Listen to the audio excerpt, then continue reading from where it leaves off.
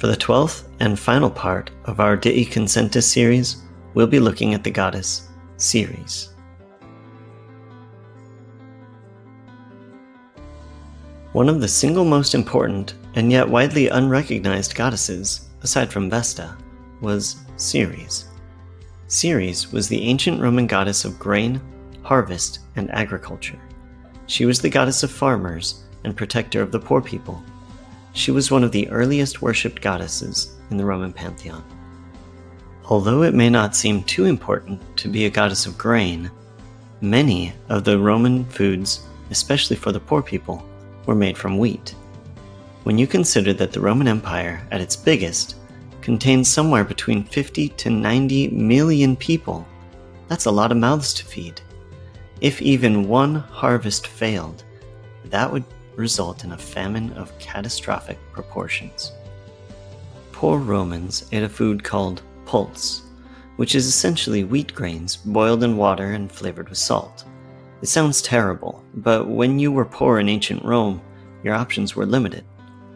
Luckily for them, though, even this poorest of meals was made from grains, which meant Ceres had their backs. Because of this, the goddess represented the poor people, and was the champion of the voices that often went unheard in society. Ceres was a sister of Jupiter, and so was a very powerful deity.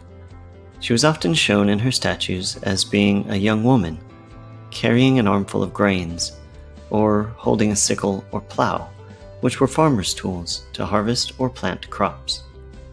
She can also sometimes be seen carrying a torch, much like the Statue of Liberty. The torch comes from one of the main myths surrounding Ceres, which shows her in much the same light as her Greek myth, Demeter. The story goes that Pluto, the god of the underworld, kidnapped Ceres' only daughter, Proserpina, and took her to the underworld with him. She carried the torch looking for her daughter for days, until finally realizing where she was trapped. With the other gods' help, Ceres struck a deal with Pluto, in which Proserpina would come to the surface for half the year, and go back to the underworld for the other half. During the part of the year where Proserpina is above ground with her mother, the earth grows all sorts of wonderful things as Ceres is happy. This is the spring and summer. The other half of the year, Ceres is angry that her daughter has to leave, resulting in fall and winter. The main symbol of Ceres is the sickle. The Latin word for sickle is falx.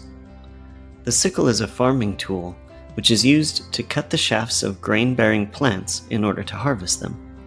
Because grain was one of the main staple foods of the Romans, Ceres carrying a sickle would have been a very important thing to see. It shows that she is working alongside them in the fields, blessing their crops.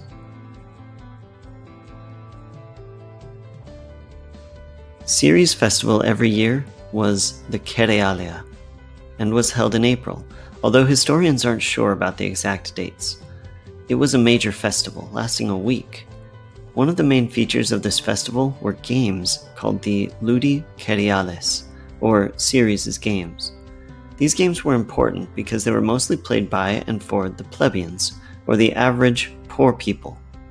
Most forms of entertainment in Rome were reserved for those who could afford them, but these games were for everyone. Another interesting aspect of this festival was that it featured a nighttime ritual where women dressed in white robes and ran around the city carrying torches, representing Ceres searching for her daughter Proserpina.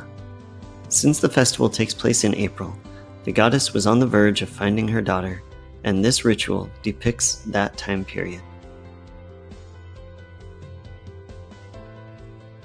Ultimately, Ceres was another really important goddess in the Roman world, especially for the poor people.